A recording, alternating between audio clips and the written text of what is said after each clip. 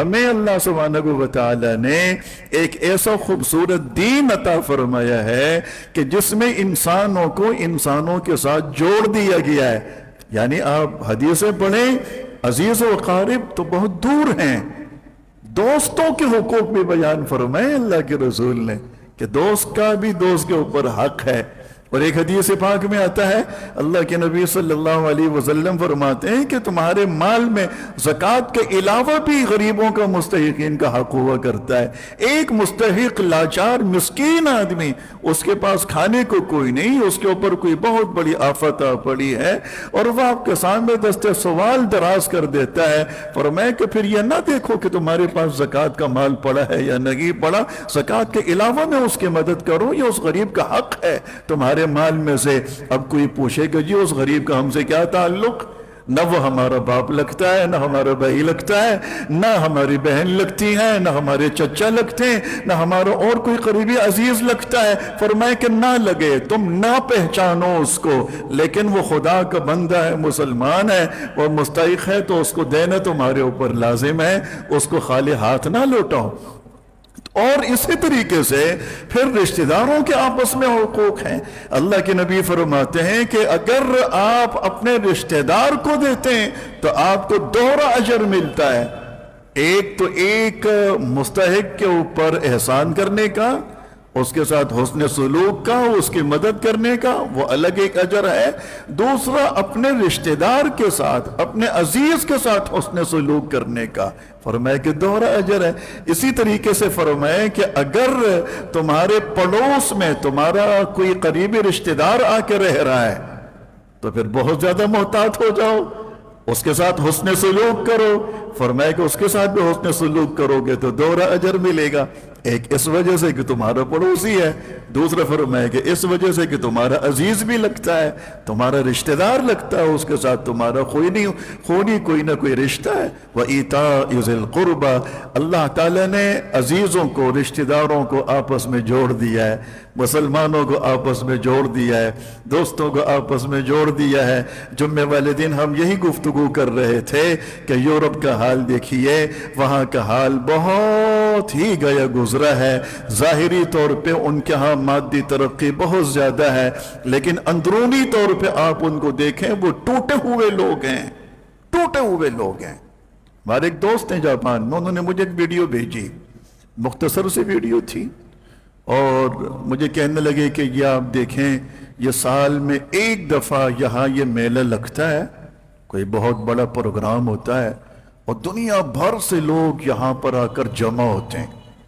اس میں ناچ گانا چل رہا ہوتا ہے، اس میں اس طرح کی تفریح چل رہی ہوتی ہے، اور اتنا پیسہ اس کے اوپر یہ لوگ لٹاتے ہیں کہ بے انتہا بے تحاشا پیسہ. میں نے ان سے کہا کہ آپ کو پتہ ہے کہ اس کی وجہ کیا ہے؟ کہنے لگے کیا؟ میں نے کہا وجہ یہ ہے کہ گھروں میں ان لوگوں کو سکون نہیں ملتا. گھروں میں تو وہ بوڑھا کوئی ہوتا ہے، وہ بیچارہ تنہا رہ رہا ہے اور وہ تنہائی کا شکار ہو کر ہی وہ مر جاتا ہے. بیوی اس کی کدھر گئی اسے خبر نہیں، بچے اس کے کدھر گئے اس کی خبر نہیں. جاپان میں 5-6 مہینوں بعد لوگوں کی لاشیں ملی ہیں گھروں کے اندر سے، کیونکہ تنہا مرے تھے. کوئی زندہ اندر تھا نہیں جو باہر جا کے لوگوں کو بتاتا کہ بھائی آ جاؤ اندر، میرا بوڑھا باپ مرا ہوا ہے، اس کو اس کی آخری رسومات کرنی ہے، جو بھی کرنا ہے، کوئی بتانے والا ہی نہیں. یہ حال تھا. تو میں نے عرض کیا کہ ان کے پاس اپنی خوشی تو کوئی ہے نہیں، اپنی خوشیوں کا کوئی سامان نہیں. تو یہ پھر اسی طرح کبھی وزٹر بن کر، ٹورسٹ بن کر، کبھی ایک ملک دوسرے ملک میں جا کے تفریح کرتے ہیں، کبھی اسی طرح کے میلوں میں جا کر شریک ہوتے ہیں. ہمارے پاس تفریح کے سامان بہت ہیں، ہمارے پاس سکون کے ذرائع اور سامان بہت ہیں. مسجدوں میں آ جاتے ہیں، ہم آپ کو دیکھ لیتے ہیں، آپ ہمیں دیکھ لیتے ہیں، خوش ہو جاتے ہیں، ایک دوسرے سے ملاقاتیں ہو جاتی ہیں، سلام دعا ہو جاتی ہے، حال چال معلوم کر لیتے ہیں. کوئی یار دوست ایسا کہ جو مسجد میں 2-4 دن 5 دن 1 ہفتہ نظر نہیں آیا تو ہم پھر اس کو جا کر پوچھتے بھی ہیں کہ صاحب آپ نظر نہیں آ رہے. میں نے ابھی مصلی پر بیٹھے بیٹھے ایک صاحب کو میسج کیا ہے کہ کافی دن ہو گئے آپ کی زیارت نہیں ہوئی، آپ خیریت سے ہیں؟ ہم مسلمان ہیں، اس لیے ہمارے ہاں ان چیزوں کا رواج ہے. ہم 5 دن اکٹھے ہوتے ہیں مسجد میں، 5 مرتبہ دن میں 5 مرتبہ ہم اکٹھے ہوتے ہیں مسجد میں.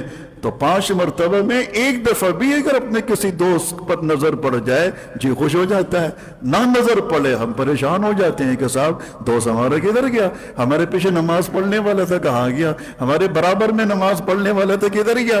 ہم اس طرح کے لوگ ہیں، ہمارے مزاجوں میں اللہ تعالیٰ نے ایک دوسرے کے ساتھ تعلق کو رکھا ہے، ایک دوسرے کے ساتھ وفاداری کو رکھا ہے۔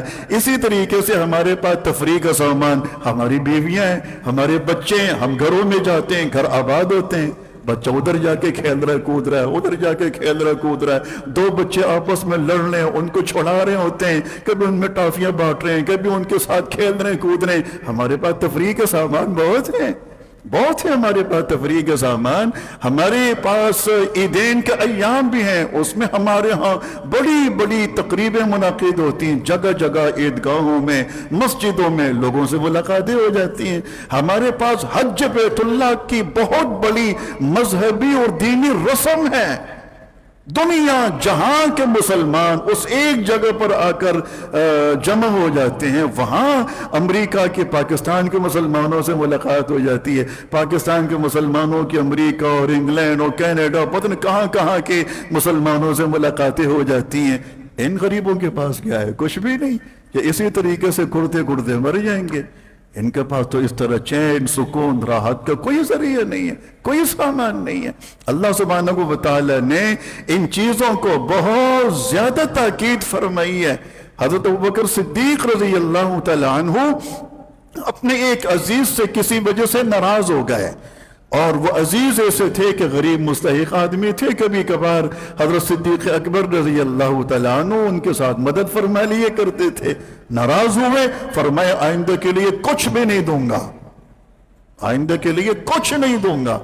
اللہ تعالیٰ اتنے ناراض ہوئے کہ آسمان سے آیت نازل ہو گئی، جناب سیدنا صدیق اکبر سے فرمایا کہ یہ کیا کر رہے ہو؟